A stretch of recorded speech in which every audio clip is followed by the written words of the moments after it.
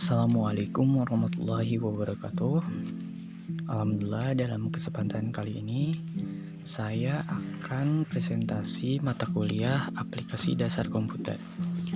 Yang pertama-tama, perkenalkan dulu, nama saya Hafiz Caturnugroho dengan NIM 0322235154. Saya dari konsentrasi multimedia dan kelas C sore daring. Oke, dalam kesempatan kali ini saya akan membahas presentasi tentang bagaimana cara mengendalikan kecemasan dan kekhawatiran, atau yang kita tahu yaitu anxiety disorder. Nah, pembahasannya apa aja sih? Yang pertama, apa sih itu anxiety disorder? Terus yang kedua, ciri-ciri dari anxiety disorder itu sendiri. Yang ketiga, timbul dan penyebab kecemasan. Dan yang keempat, riset dan solusinya. Kita akan masuk ke pembahasan pertama, yaitu apa sih anxiety disorder. Anxiety disorder adalah jenis gangguan kesehatan mental di mana penginapnya akan merasakan kecemasan berlebihan dan takut berlebih. Hal tersebut menjadi tidak semangat untuk melakukan kegiatan sehari-hari, termasuk hobi yang biasa digemari. Lebih lanjutnya, rasa cemas ini akan berlangsung intens dalam jangka waktu yang panjang. Seringkali dengan ketakutan ini membuat penderitanya cepat lemas secara fisik. Oke, yang kedua yaitu ciri-ciri dari anxiety disorder ini apa aja sih? Yang pertama, merasa gelisah di setiap saat, di setiap momen, apalagi momen yang sedang tertekan. Yang kedua, mudah lelah, yang bisa kita lihat lemas secara fisik, yang dimana dia selalu mengantuk seperti itu. Yang ketiga, mengalami kesulitan berkonsentrasi. Ketika pembelajaran mungkin konsentrasinya malah bubar dan hal semacamnya.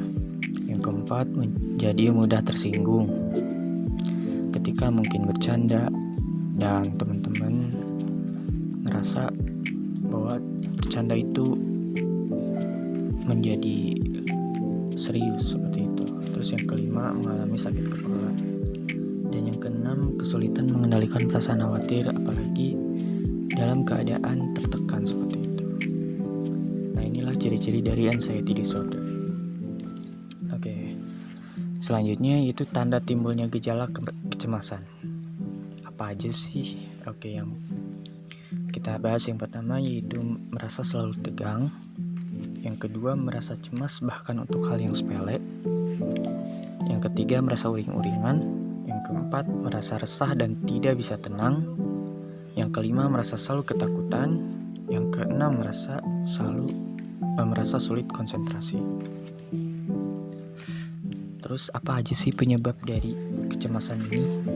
Mungkin yang pertama yaitu pengalaman negatif yang menyebabkan stres. Nah, pengalaman negatif ini mungkin pengalaman di masa lalu, di masa kecil, yang dimana adanya apalagi yang mengalami masa kecil penuh kekerasan, penuh tekanan seperti itu. Yang kedua, keturunan dan gangguan kepribadian. Itu juga bisa timbul dari ibu atau bapak kita, atau dari gangguan kepribadian diri kita sendiri seperti itu. Yang ketiga, efek samping obat atau zat tertentu termasuk kafein dan narkoba. Nah, ini juga bisa terjadi, kecemasan juga bisa terjadi dari apa yang kita konsumsi. Seperti halnya ya tadi, kafein dan obat-obatan gitu. Makanya kita harus perhatikan lagi apa yang kita konsumsi agar kita itu bisa tahu dan bahwa beberapa makanan yang dimana itu bisa menimbulkan rasa kecemasan. Oke, riset jumlah penderita kecemasan. Lebih dari 200 juta orang di seluruh dunia atau 3,6% dari populasi menderita kecemasan. Di Indonesia sendiri, angka kejadian anxiety disorder masih belum jelas. Namun diperkirakan jumlah penderitanya adalah sekitar 2% sampai dengan 5% dari masyarakat Indonesia. Nah, apa aja sih perawatan bagi penderita gejala kecemasan ini? Yang pertama pastinya terapi perilaku kognitif.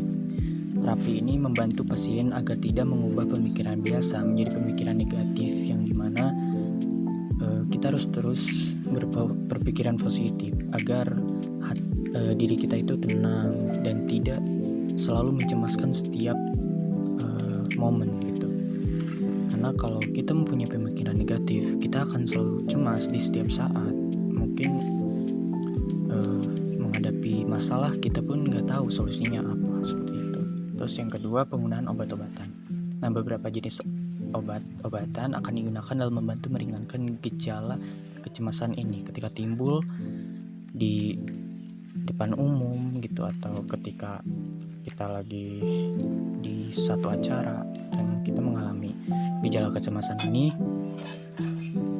kita sudah punya gitu cara meringankannya, yaitu dengan obat-obatan yang sudah disarankan oleh para dokter dan diberi dosis yang pas, seperti itu. Nah, yang terakhir, terima kasih buat teman-teman yang sudah memerhatikan saya, buat teman-teman yang sudah menonton. Semoga apa yang saya sampaikan ini bisa jadi bermanfaat buat teman-teman semua, dan kita harus lebih memerhatikan lagi untuk orang-orang yang dimana kita tahu itu bahwa bagaimana cara meringankan gejala kecemasan, apalagi untuk teman kita atau diri kita sendiri ketika di depan umum, seperti itu. Ya, pastinya sekali lagi terima kasih. Sekian dari saya. Wassalamualaikum warahmatullahi wabarakatuh.